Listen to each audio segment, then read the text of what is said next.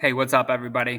All right, I'm not dumping a whole lot on you as we head out to the weekend. You should have watched my other video first, which was just a short one, kind of following up to the essay that was due this week. I don't want to leave you with a ton of work this weekend. Let's get out of here and enjoy the nice weather, this last little blast of summer.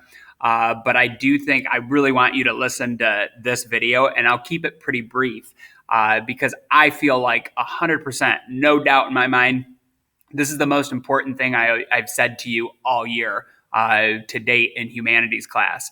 I'm giving you like a little bit of life advice. Where we had left off yesterday, I had you do 2 journal questions. So if you haven't done those, you might want to pause here and go back and do those first. I don't check journals till the end of the quarter, so I really don't know if you're caught up or not. But those 2 will really kind of tie in to a lot of the stuff that we're going to talk about moving forward. Now, we bounce around to a bunch of different topics, but I think, honestly, the most important thing that I try to cover in humanities each semester is giving you some good practical life advice. And try to get you thinking about what it is to be a human and how do I have a good experience as a human? Because after all, you can learn facts about Teddy Roosevelt and World War II, or learn how to do algebra or write a good essay. All of those are important skills and knowledge for you to have. But really, when are you going to apply all that stuff in life? I mean, depending on what career you get in, yes, you will use some of those skill sets, and those are things that you'll be happy that you've developed and tucked into your memory bank. But what's the most important thing out there? Well, I think it's living a good life. And unfortunately, all kinds of classes in high school, they really don't tie back into that key thing of trying to develop yourself into a good human being that's going to go out there and have an awesome life, to be walking that path of self-actualization. So that was kind of from earlier in the week, to pause real quick and go back to that Maslow's hierarchy of needs. You can't be a self-actualized, which is like the top of the pyramid, unless you have those other base needs met. Like if you don't know where your next meal's coming from and your stomach's grumbling, well, good luck. You're not going to be self-actualized. You're going to just be thinking about finding food and surviving. But most of us today in America, we have those base needs met. Now, some of us in this class might be living below the poverty line and really struggling to pay bills and stuff. Others might come from pretty affluent families. But most of us don't have to worry about starving to death. I don't think anybody's in that situation, or having heat in the wintertime. So assuming we have those things met, those base needs, what else beyond that do you need to really try to be the best you can be, and to be really satisfied and happy? And I think a key word is content. I'm going to tell you, so my philosophy that I've actually thought a lot about over the last few years, this is totally the Tylutki philosophy, and I'm going to ask you for some feedback on it down the road. I think, here's my analogy for you. Human beings are essentially like snowflakes, okay? And I don't say that, I know that word gets thrown around a lot to mean you're a wimp or like a liberal. That's not how I mean it at all. I'm talking literal snowflakes. It's snowing, we're all from Michigan, so we've seen blizzards and snowstorms and stuff. If you go outside in the middle of a blizzard and there's millions of snowflakes falling down, you know a snowflake when you see it. They all look the same, right? They're all falling down from the sky. They're ubiquitous. They're going to be everywhere for you. But most of you probably know that if you look at a snowflake under a magnifying glass, actually every single one is unique. So in one sense, they're all the same. They're all snowflakes. In another sense, everyone is kind of individualized and unique and looks slightly different, that crystallized ice. I think human beings are the same way. I think that's a really good analogy or kind of metaphor for us people. That essentially a person when you see it, when you see them or us. We all look the same, more or less. And I know you could find exceptions to this kind of stuff, but we got 2 arms, 2 legs, got a head, got 5 fingers here, 5 there. That's a human being, right? But when you really get to know people, and I think this would ring true to all of you, every human being is slightly different. We're all kind of unique. We all have our own quirks and our different personality and slightly different needs. But I feel like if you meet these 3 really basic components in your life, which will look different for everybody, but if you hit these 3 things that I'm going to go over on the next slide, I feel like you'll have a good life. And again, it's going to look different for everybody in this class. It's going to look different for me. No two people are exactly alike. You got to find the path that works for you. But I think this is a pretty strong and powerful kind of life philosophy. And I wish I had been told this when I was younger. This is one I base this also, FYI, off of a lot of research, and I've heard a lot of experts and psychologists talk about it. But to my knowledge, nobody else has ever summed it up exactly about how I'm going to give it to you. This is kind of a unique Tylutki original thought. So here we go. And you don't have to take down any notes or anything, but we will come back to this a little bit more later on in the year. So let's go through the list really quick. These are the three components I have for a good life. First, physical health.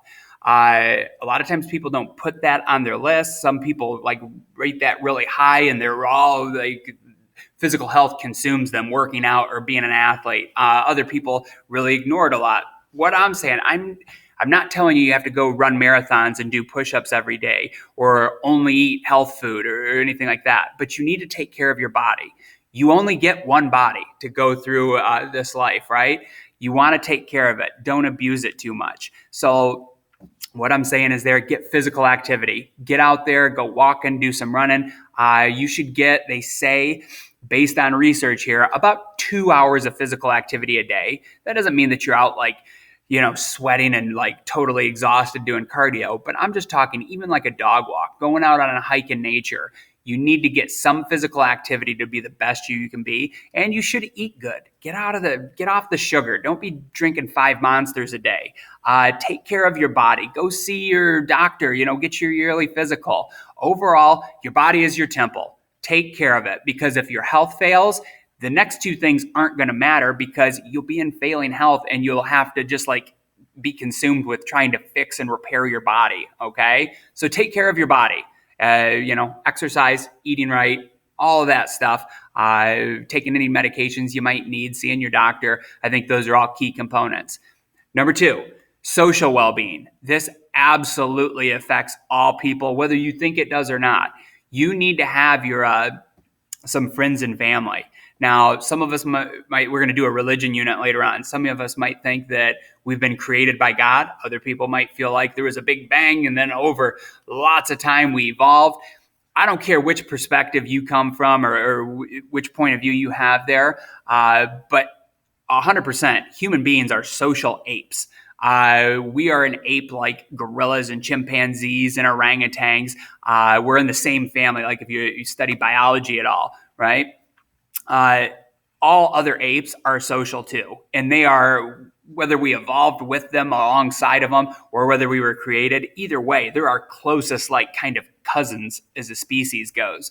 They're all social, and if you take a chimpanzee and put it off by itself and lock it up in a cage, it starts getting really depressed. It gets anxiety. It starts developing weird traits. It usually doesn't live as long. You need to have somebody in your life, hopefully several other people, not just one, that you are close with, that you depend on and they depend on you. That close personal relationship and bond.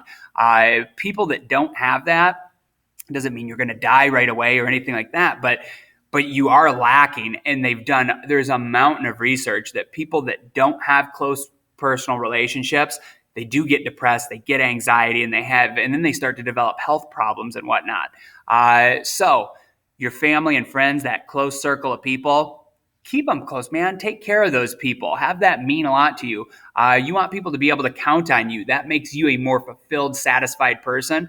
And that should go both ways too. You want to be able to count and trust on other people too.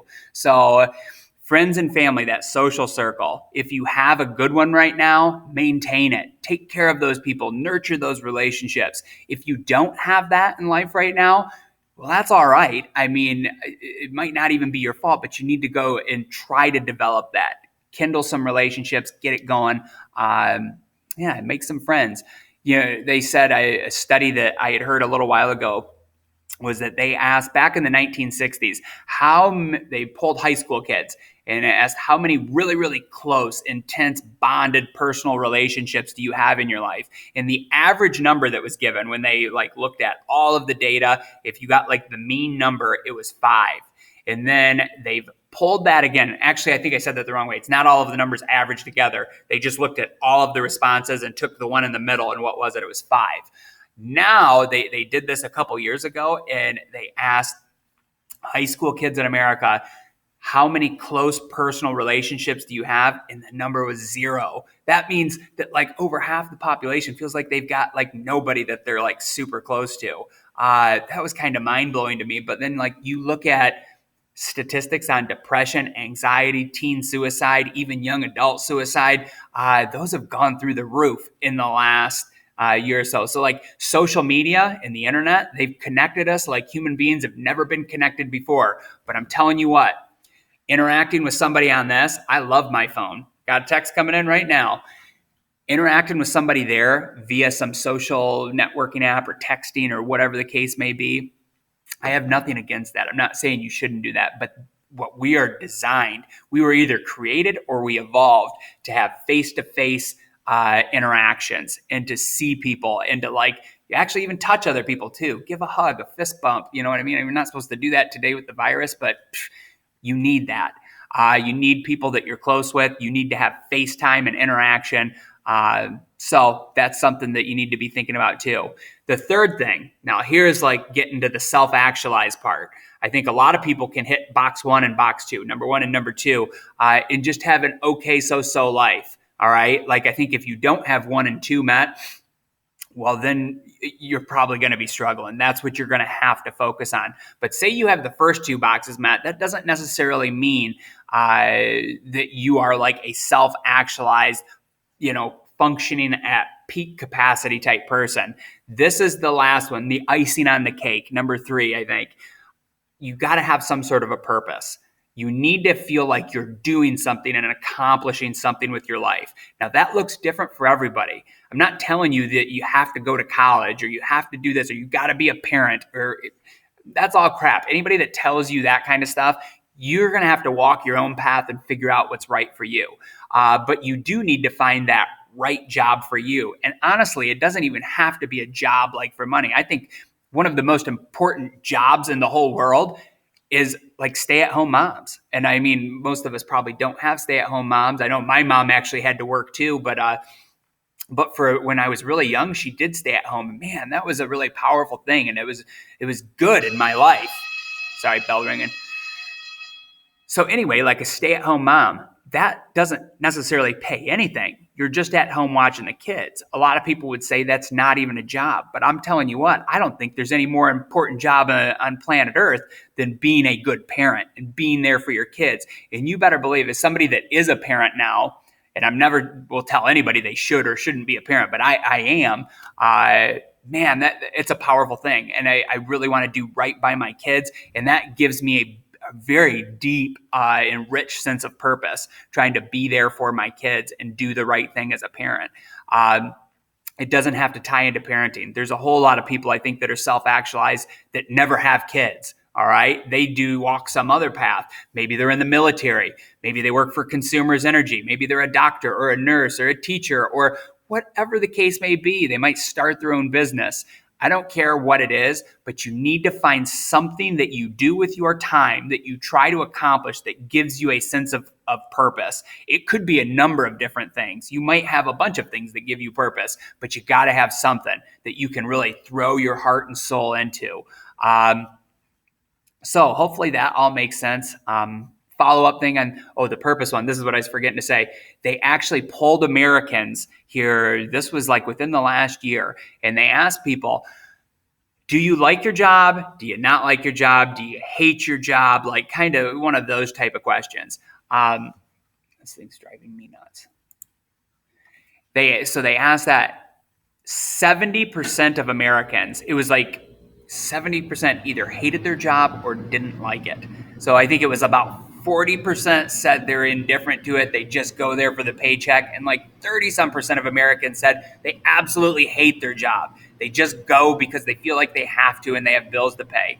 Only 15% of Americans fell into that top category where they said, I love my job. I like to go do it and I look forward to it every day. Think about that. That's not many people that get up every morning like looking forward to the job that they have to go do. I'm lucky enough that I'm in that 15% category. I mean, sure, I would like to make more money. I probably could have done other things where I'd have a little extra cash in my pocket and, be able to go buy some more toys. But I'll say, like, that kind of stuff aside, I absolutely love getting to work with you guys. And honestly, it's bummed me out so much this year because I'm a social ape. I love to like have face-to-face conversations. And I feel like, man, that's hitting me this year, not getting a whole lot of that and having to sit here and record videos for you and try to communicate that way. So anyway, I don't know what the right job is for you, but you go find something that gives you purpose. Find that right job. All right. We'll come back to this later. Be thinking about this a little bit. How are you going to meet those three components in your life? How are you going to account for those down the road? Because I am going to come back to that, and I want you to tell me, like, what's your game plan? Kind of like that Journal 8. Where do you see yourself in 40 years? We might revisit that one and then, like, kind of look at it through this lens. Does your plan include these three basic things? Have you accounted for them? All right. Love you guys. Have a good weekend.